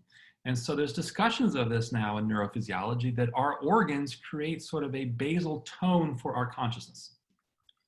So if your liver is not functioning well, you're going to have a reflection of that up in consciousness, where you feel depressed. Like, I don't know why I'm depressed. Like, I've been to the therapist, I've talked about my issue, I don't know why I'm depressed. And then you realize maybe my liver is not functioning. So we take some things to improve our liver activity, and my depression's gone. So, this is, I think, a whole different aspect of the mind-body connection. It's starting to get into connecting our physiology with our consciousness, and that's the etheric astral connection there. And so, we already think that, even antidepressant medications, the receptors for serotonin, for example, are not just in your brain, more are in your gut, than anywhere else. And so these medications are probably also affecting those organs. We just don't know enough about how. But I found for treating a lot of so-called mental emotional disorders clinically, certainly the aspect of peering down into the astral from the eye is helpful. That's the mindfulness perspective. And that's where talking with the therapist and whatnot can be very helpful to help illuminate that. It's important, though, to not just get stuck in the intellectual aspect of that, but to also get into the feeling, the imaginative sense of what's going on there. And that's where some psychotherapy methods like Hakomi and whatnot come in. They do more of that body-centered kind of feeling. But then there's another aspect to treating mental health disorders, and that is through the organs. So, I can't count the number of times I treated over the years people with depression or anxiety, and it actually stemmed from an organ imbalance. So when we worked on the digestive aspect or the liver or the adrenal kidney aspect, now suddenly those panic attacks just disappeared. The low-grade depression that a person had every day simply was not an aspect. And so that is another, I think, very important thing we've missed in integrative medicine, is some of that mind-body connection. I think it's coming there with the whole gut-brain discussion and all of that. Now the microbiome is part of that, which is, I think, a whole another interesting talk on the microbiome. So that's part of that. Yeah, I mean, it'll be interesting to see like how closely things match up. Like, for example, in Chinese medicine, the emotion of anger is associated with liver, but it's not just anger per se, it's just forward movement. It's kind of this lifting up from water out into, expressing yourself in the world. And, but I wonder, like, I guess the research is still at its inception, but I wonder if they'll start seeing like specific emotional responses tied to the organs is reflected in the limbic system, if it won't, Right. Yeah. Right now it's pretty generic. We see, like, for example, with the so-called HPA, hypothalamus pituitary adrenal axis, with stress and cortisol. So a lot of things are kind of chalked up to cortisol responses and whatnot. But I do think there are different sub-patterns of physiologic reaction. And that really ties into what you brought up at the very beginning, is the temperaments, the 4 temperaments. If we look at the kind of physical, etheric, astral eye, I said earlier that there's 4 basic activities, you could say 4 formative activities within the etheric body. And so there's 4 different types of ether, you could say, just very generically.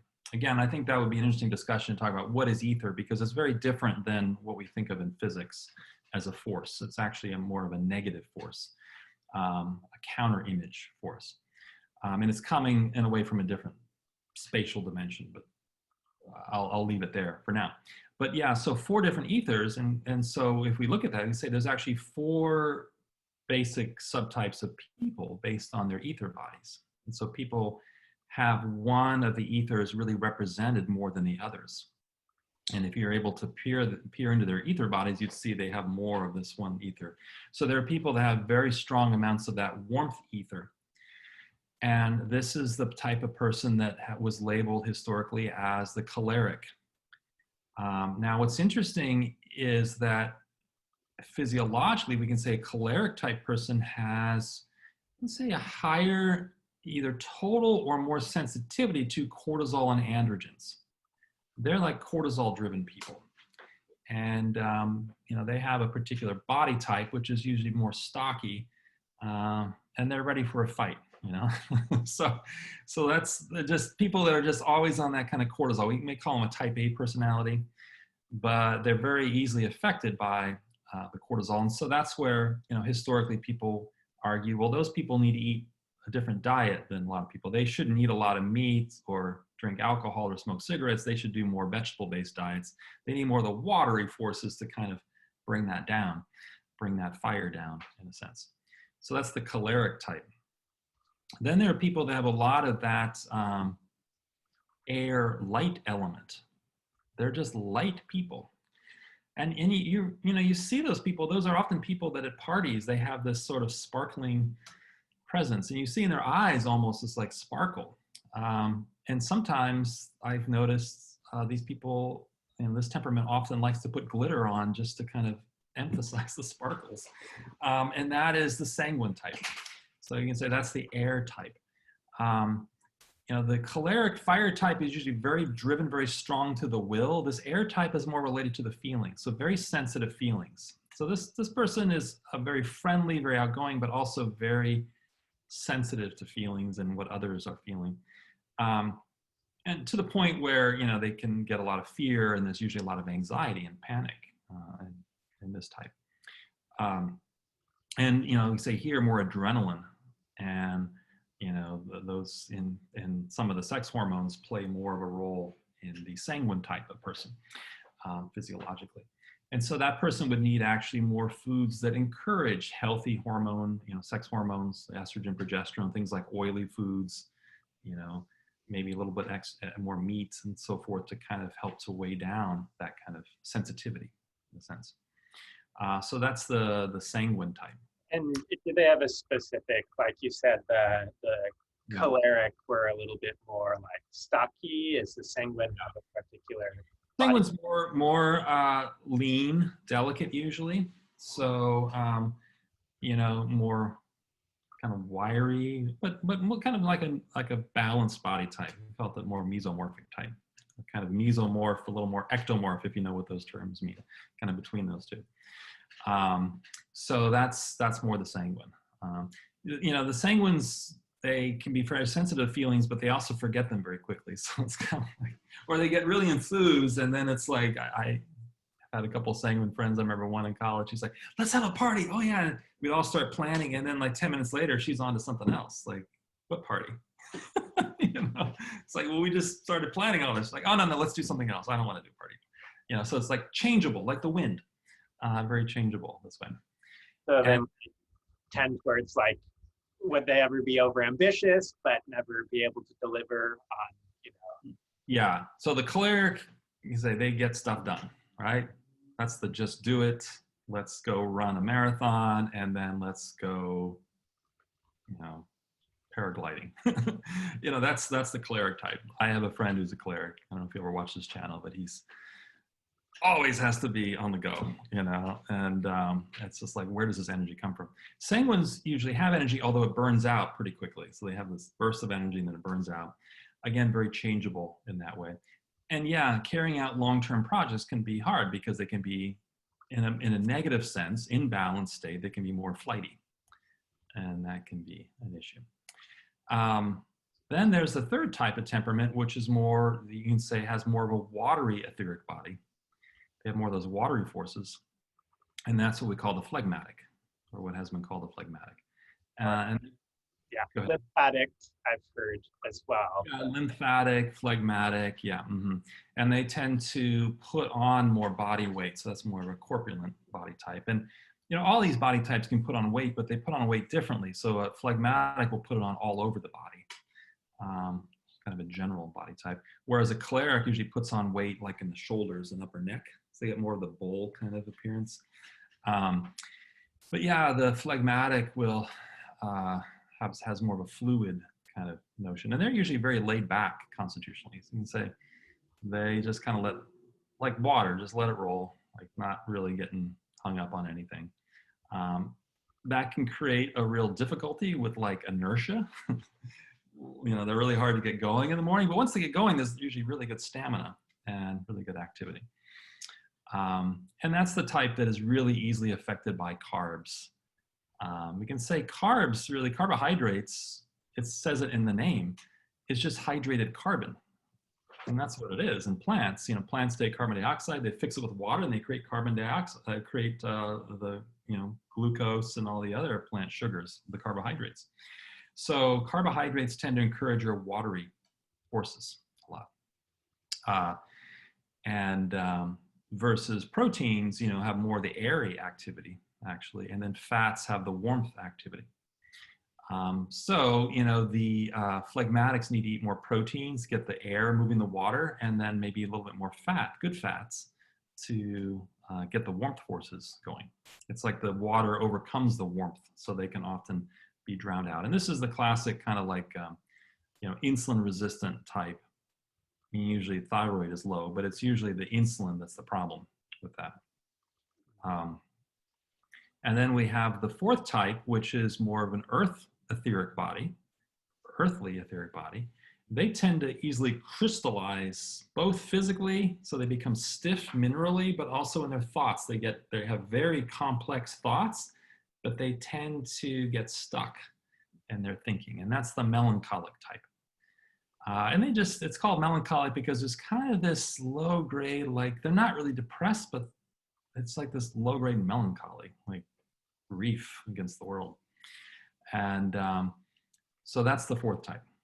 And they tend to be much more body type wise. They're the classic ectomorph, so really tall and thin, gangly almost. They tend to be, in like high school, really nerdy, and they're smart, because they're very intellectual. In fact, each of these temperaments, you could say, emphasizes, usually unconsciously, one of the four modes of perception I talked about. So the melancholics are very good with the intellect. And I see that like in Chinese medicine, there are all these scholars of Chinese medicine, they're all melancholics. They're all like, they love to tease apart all these different concepts and the qi within the yang, that's classic melancholic. And then the phlegmatics are more in imaginative cognition. So they are always kind of dreamy a little bit, And this is not, when I use the terms this way, these are not the higher developed senses. These are like the lower aspects of imagination and so forth. So, phlegmatics just naturally tend to not see things in straight lines. They want to see as flowing, fluidic kind of things. So a person who likes the garden, who's a melancholic, would have everything in square boxes, and the phlegmatic would like rolling lines everywhere. So that's one example of that. Sanguines are naturally tied in with inspirative consciousness. So for them, the feeling consciousness is really predominant. And so they have that. And then the cholerics are actually tied in with intuitive consciousness. They can grasp really quickly what needs to be done. They can't necessarily tease out why they think it needs to be done, but they know what needs to be done and they do it. And so these are the people that often we look at as people of action, in a healthy sense. Now, the idea is we are all born with one, or it's usually more complicated. We usually have a couple of temperaments that either predominant and then maybe one or more that are more subdominant. And interestingly, the way the etheric body was discussed historically is that your physical body comes from your actual physical genetics that you inherit, but the etheric body really is the epigenetics that you inherit. So on top of your genome, we have what's called the epigenome, which is how we inherit different tags on the genome that are going to allow the genome to express in different ways. And we know the epigenome is influenced by your ancestors. So, if your grandparents or great-grandparents went through a starvation, drought or famine for many years, that actually gets imprinted upon the epigenome, and that gets carried down through the generations, and that affects how you will metabolize energy today. And so that is, we can say, a biomedical equivalent to the temperaments, is your epigenomics. And we, of course, have a lot of details about that now, but in general, it was found there are these four basic subpatterns of your epigenome. Now, I'm hoping we'll actually have the data to find, when we do the big data analyses on these epigenomic data sets, might find, oh, there's 4 basic patterns, you know, and that would pretty much just say the same thing. So that's the epigenome. You know, your astral body, I'll just say briefly, from the more traditional perspective, was seen as not coming from your parents or your ancestors. But, and this brings up a whole another issue to discuss, would be actually from past lives, your past life tendencies. And that would be essentially the kind of tendencies within the astral. So if you were a musician in a past life, that would be a tendency you would naturally gravitate towards today. So a lot of what we call the personality comes more from the astral field, not from the temperaments. Temperaments give you like a constitutional foundation. But there's also on top of that, the personality. So we can say a choleric is going to react to stress, is going to behave in a certain way, but you can have many different personalities within that choleric. So you might have a choleric who just likes, you know, racing cars, but another choleric who loves, you know, the symphony, or whatever, you know. And so that's where it gets complicated. And that's where I think a lot of people get confused, is teasing out a temperament from personality. And they are different from this perspective. And then going back just to close that thought, the astral comes from past lives. The I would be actually an aspect of that self which stays with you through each life. So if you hold this idea of reincarnation, there's one key unifying theme, one spirit, and that's your I comes from that drop. And so it is the immortal part of yourself. Now, that's a whole long discussion about, you know, how do we wake up in the I? Most of us are kind of asleep in the I, but you can, you know, this is part of that process of initiation, developing these higher senses is to wake up in that. So yeah, so what we inherit from our parents is our genetics, and our epigenomics, essentially our temperament that comes from that. So you were saying temperament is a combination of genetics and epigenetics. Well, you know, some have actually teased out those two and said you have physical constitutions. And you see this in some of the old astrological literature. There's 12 constitutions based on the zodiacal signs in the physical. And then we have our 4 temperaments in the etheric. And then there are basically 7 astral patterns. And like, it's kind of getting into more metaphysics here, but yeah, so you know, you hear in if you study traditional medicines or naturopathic or Chinese medicine, you hear all these different ideas being thrown around with different language. And I think it's important that we try to back up and develop one comprehensive map so we can know what we're talking about. But yeah, when you tease it out, technically there's a difference between physical constitutions, 12 basic genetic types, and then the 4 epigenomic types. Okay. Now, let me tie in one more concept there. So there is this idea in homeopathic literature of the miasms.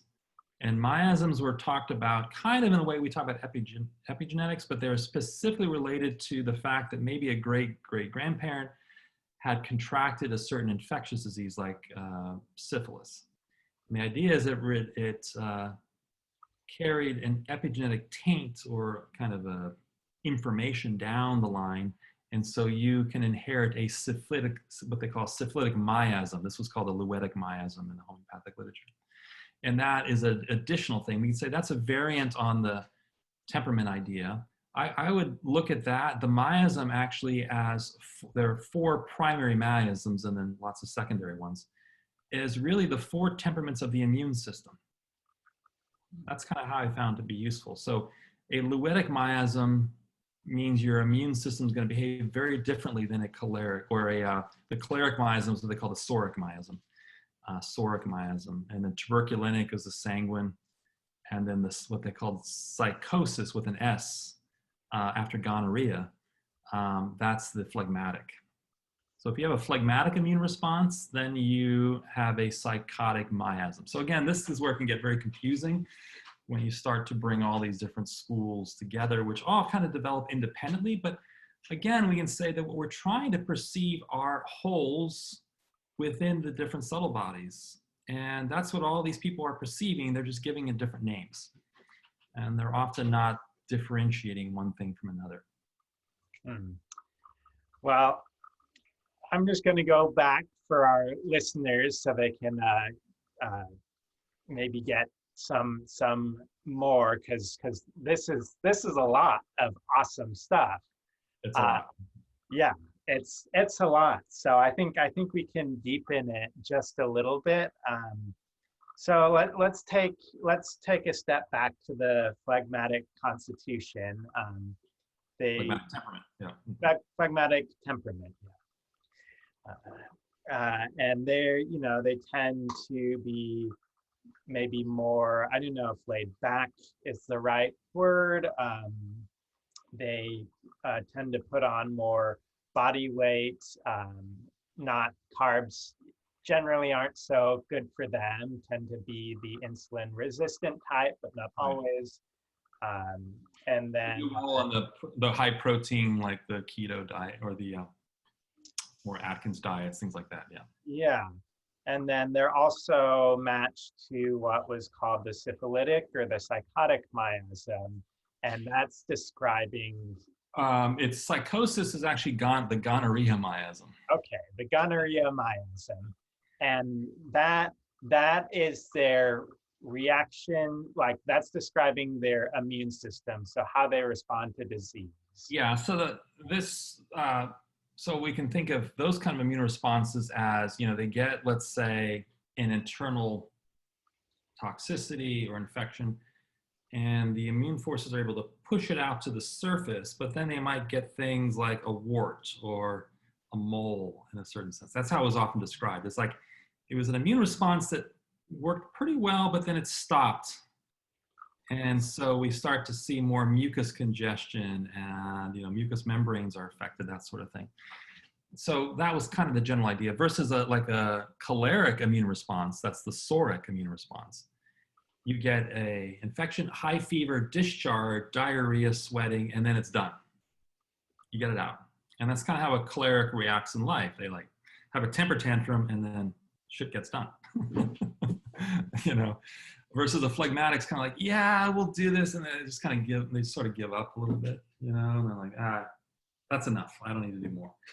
So you can say, again, we're using imaginative cognition here, which I think is really hard for people that are more intellectual to grasp this. They're going to be like, this is ridiculous. But the imaginative sense would say, yeah, you can start to see different qualities of immune responses in people. And then we can start to try to translate that into, cytokines and immune cells and so forth. Mm-hmm. Well, I think something really practical for that people can maybe grasp onto as far as the phlegmatic, at least I've heard they will manifest, they're not completely, as you said, effective at like getting rid of the toxins per se. So it'll just take the form of a wart or, mole or, right. They're not able to fully discharge it, but they're able to wall it off so that it's not going to be an issue for the rest of the body, right? Versus the choleric who's able to push it out entirely. We can say the melancholic immune response, well, let me actually go to the sanguine immune response. That's the tuberculinic response. And that one is more like what happens in TB. You get an initial reaction, maybe that walls it off, but then maybe a reinfection, reaction, reinfection. It's kind of like, what are you trying to do here, immune system? And of course, that's because the TB is doing things to evade the immune response. But in a way, the immune response is kind of fickle, kind of like the flightiness of a sanguine in a sort of way. And then the leuetic immune response, that's a syphilitic. Syphilis, untreated syphilis, there's primary, secondary, and then tertiary syphilis. Tertiary syphilis basically attacks the nervous system, the bones, your adrenal glands. You sort of just decay from within. So like the leuetic immune response, the melancholic is kind of like, I just can't deal with it, and the infection destroys you.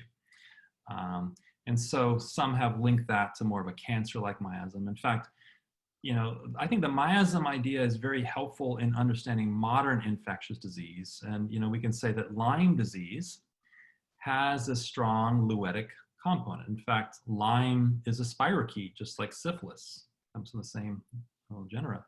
And so we can say that Lyme is really kind of the modern syphilis in this way, and it behaves that way.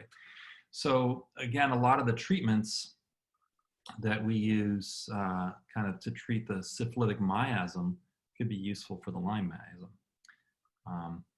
And this is where things like, this gets into actual therapies, which I think we should reserve for a whole nother talk, because that gets into more detail. But yeah, well, I think that at least gives listeners like a sense of, you know, if they're not overwhelmed already, a sense of, listeners, don't be overwhelmed. You'll get it, you know, eventually. Yeah, you know, these ideas, I mean, I've always had a hard time, like, how do you put this out there? Like, and I think sometimes it's like painting a picture. First, you just do like the really broad brush strokes, maybe sketch it out a little, and then you come back and then you kind of work on. And I think that's what we can do over the series here, is to come back and work on areas and really expand it. And then the connections will start being made, hopefully. Maybe one thought I can close with on the miasm or the temperament idea is that these four primary etheric forces we can think of as working through different organ systems. And in the Western ways of thinking, there were four cardinal or primary organs. And that would be your heart, your cardiovascular system, the lungs, the liver, which represented really the whole digestive apparatus, and then the kidney system. And these four temperaments are linked to the different organs. So in the case of the melancholic temperament, that's a person we can say has a very strongly developed lung activity. Now, again, we can think of the organs as having a physiologic activity, like the lungs, of course, oxygen and carbon dioxide exchange. It's actually primarily in the case of the melancholic is carbon dioxide, the carbon process. That's what the lungs really regulate, is the carbon dioxide in your blood, not oxygen levels. So the lungs there, and the lungs have a physiologic, but also a soul in the astral body in activity. And if we think of the forces that embryologically create the lungs or that generate the lungs, you know, the thing you see in the lungs is this branching pattern. You see the air side, the bronchioles, the bronchi, they divide into bronchioles, tertiary bronchioles, and the air sacs. So it's like a tree branching. In fact, if you look at the lungs, it's kind of upside down tree in a way that's hollowed out on the inside. But that's exactly the same as our thinking processes. So, you know, the ability to tease out thinking, tease one thought, that was often associated with the lung energy. And people that have obsessive thoughts, they can't let go of that. It was seen historically they had a very strong lung activity. Now, in Chinese medicine, the so-called spleen activity was actually posited between the lung and the liver activity. So I can come back to that one. So there is a connection there. But we can say in the kind of Western Greek thinking, they didn't tease that out. They grouped what we call spleen in Chinese medicine with the lung energy together. But yeah, so the melancholic in the lungs, the phlegmatic has a lot of the watery process, and that watery etheric activity is really seated in the liver. The liver is the organ that creates life. That's why it's called the liver, the life giver.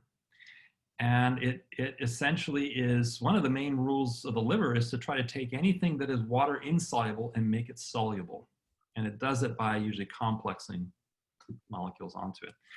But it's, of course, detoxing. It's maintaining all of your life activities in general. It's trying to bring all your hormones in relationship to water through secreting different hormones, peptides that can bind to the hormone to make it more water soluble, etc. So that's the phlegmatic, say a lot of the liver activity.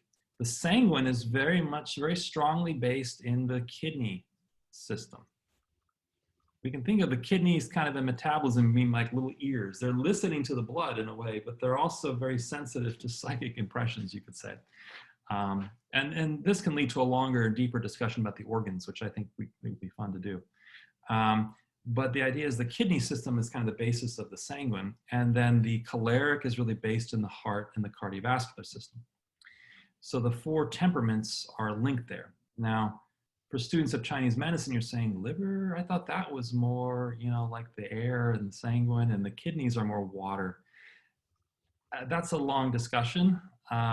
It depends on where you're looking. If you're looking at the astral level or the etheric level or the physical level. And so you're gonna see different aspects. And so you're gonna get different descriptions. But I think the most useful way of connecting the etheric body to the physical, in other words, using Western physiology or biomedical physiology, is to think of these 4 I just gave you. So the melancholic in the lungs, the phlegmatic in the liver, the kidneys and the sanguine, and then the heart's cardiovascular system, the choleric. So those 4, and we all have all these organs. So of course we have all temperaments within us, but again, we can say we have different imbalances of these different organs, and they create this kind of coloring in our temperamental or etheric body. And kind of the idea is over your lifetime, through your eye and through your capacity to observe yourself and to change your behaviors and whatnot, is to gradually, if you're overly choleric and you piss everyone off and hurt people, the idea is to gradually become a little bit more phlegmatic. So learn how to just let it go. Don't react, So that's what the choleric is working on. Whereas the phlegmatic really needs to work on being a little bit more choleric. So they need that fire under their ass to kind of get them out of bed and get going.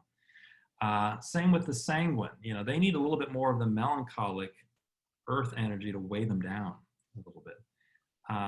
They need to think a little bit more, not just react to their feelings all the time. Versus the melancholic needs to bring more of that feeling element in. They need more light. They need to bring that air element in. So, we're always trying to balance our temperaments. And this is done, for example, in the Waldorf schools, which are based on the Anthroposophic thinking. They actually look at kids and their different temperaments, and they give them different activities based on how are they going to work with these temperaments a little bit more. And, I think it's a little bit nicer than just saying, oh, you're just stressed and let's work on your stress. It's like, all the temperaments get stressed, but you're going to need to do different things for each temperament to help with their stress. The classic lower your cortisol and all that kind of stuff is good for the choleric, but it's not going to be good for your phlegmatic, who actually needs a little bit more cortisol and they need a little bit more of that fire activity. So it's going to give you different ideas treatment-wise. But these are things, if you learn how to really develop your imaginative cognition, when you see a person walk by you, you can glean their temperament pretty well. And then clinically, I already knew which organ system might be weakened in them or might be excessive. And so that would automatically help me kind of tune down a little bit. Okay, well, which organ do I need to support here? Because sometimes it can get confusing when there's a very complex picture going on. So just another lens maybe that can be helpful there. Yeah, I mean, I think it's really, I think this kind of information is really, it's not necessarily just for medical doctors, or I guess, obviously it's used in the schools and for teachers, but I think by looking at it, it can help make us more compassionate in terms of really understanding people and their tendencies. Yeah. Well, it has practical application, like not just clinically. Interestingly, I think it was that dating site, I think it was Match.com or one of those sites. I don't know if it's still around, but the story I've heard is that they hired a psychologist to look through all the records of people that had successful and unsuccessful matches to try to help them understand what are the qualities we need to start looking at.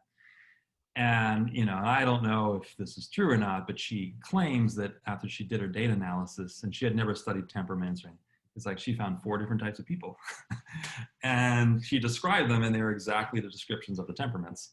And she described the matching exactly as I talked about, like melancholics and sanguines match well, and then the cholerics and the phlegmatics match well.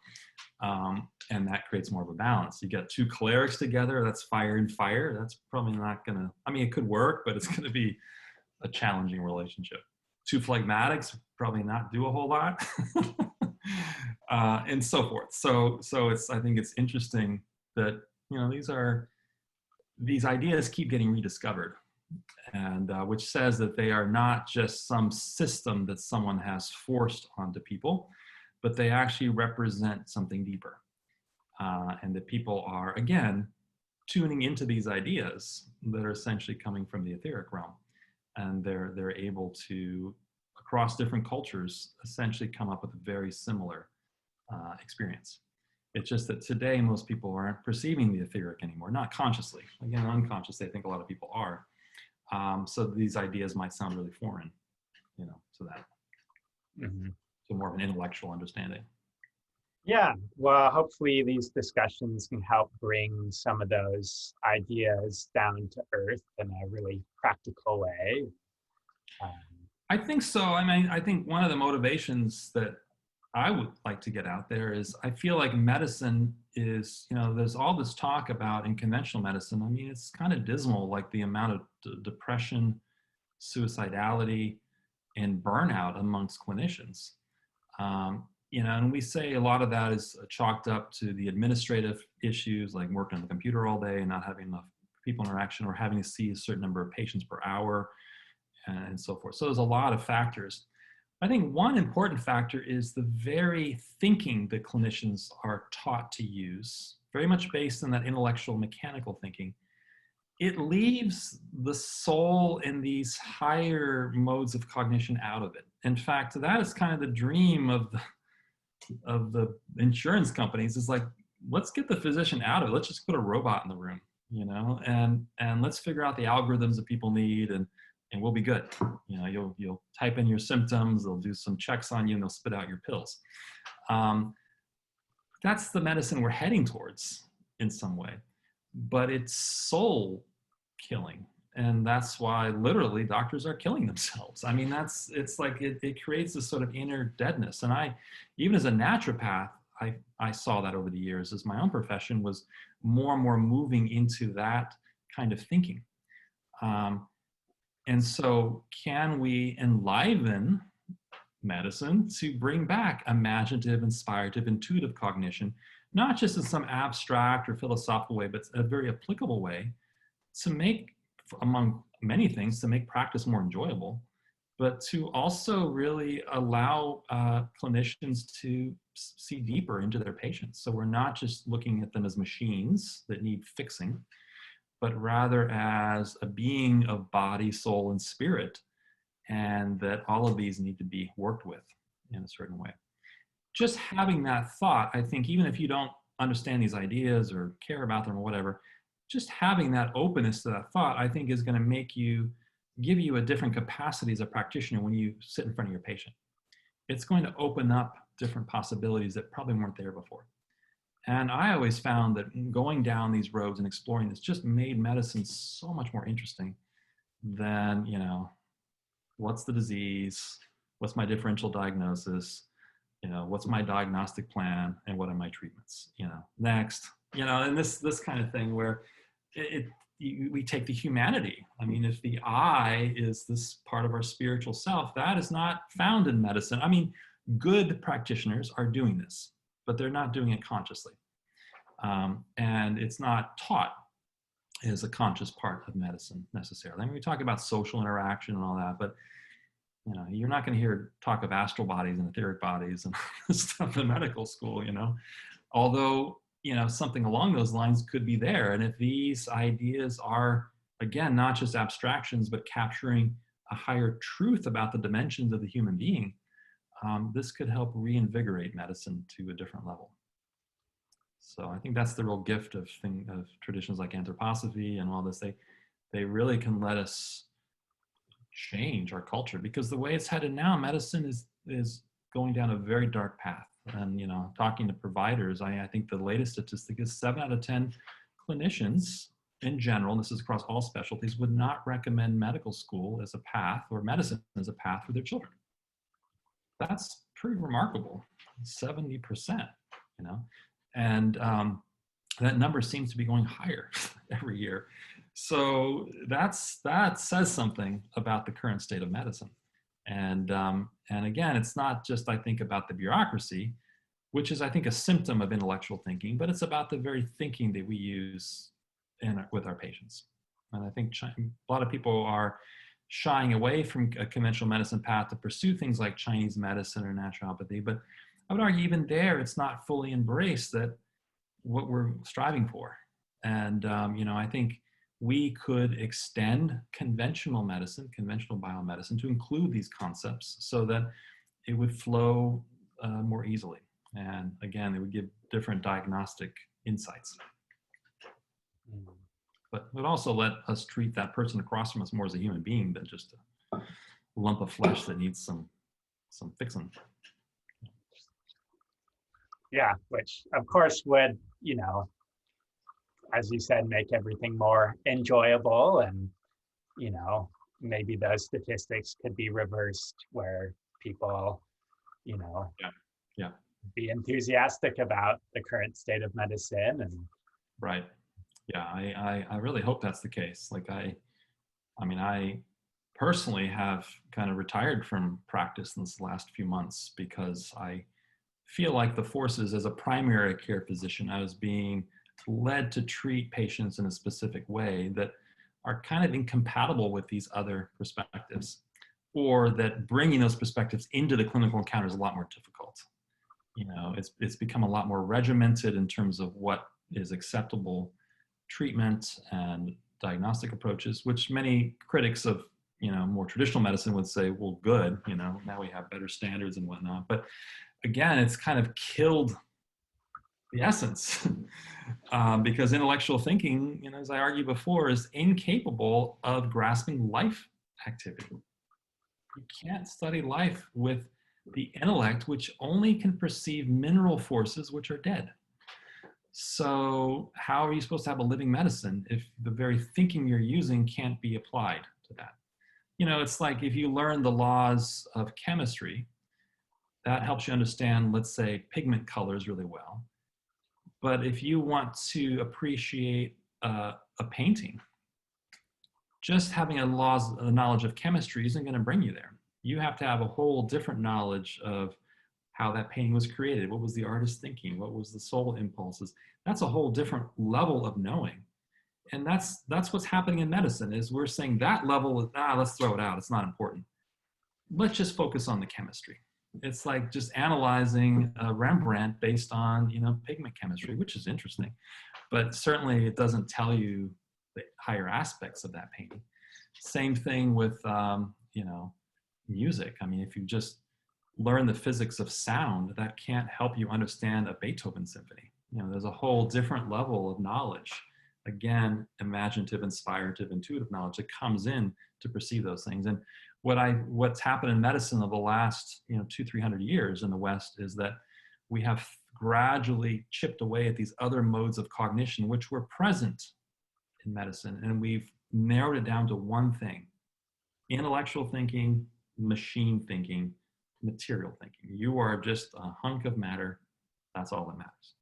Your soul is an illusion. It's an epiphenomenon. Don't even talk about spirit. That's an illusion as well. You have no free will. Now you have like the ancient alien channels saying, oh, we're just created by alien beings. So sorry, guys.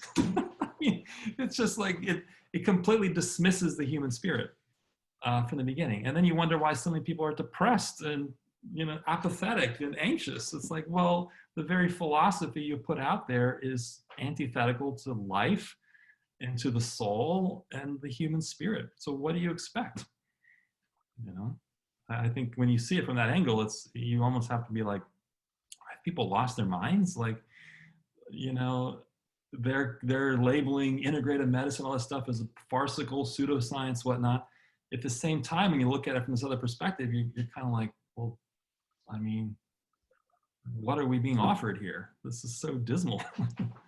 So yeah, I hope that these kind of discussions can help maybe recharge people to think a little bit more broadly about medicine in general, to enliven medicine. Yeah. Well, it's Dr. Paul Kalmans. I'm Motoyuki, and this was kind of a long episode. We might break it up a little bit. But if you guys have any final words before we wrap up, at least the recording? I may have a few clarifying questions afterwards, and that could be a separate recording for other folks who are interested in going a little bit deeper. I think that's plenty for today. So yeah, we'll leave it there. Yeah. Perfect. All right. This is Enliven Medicine, and we're out for the day. See you next time. All right. Thanks, everyone.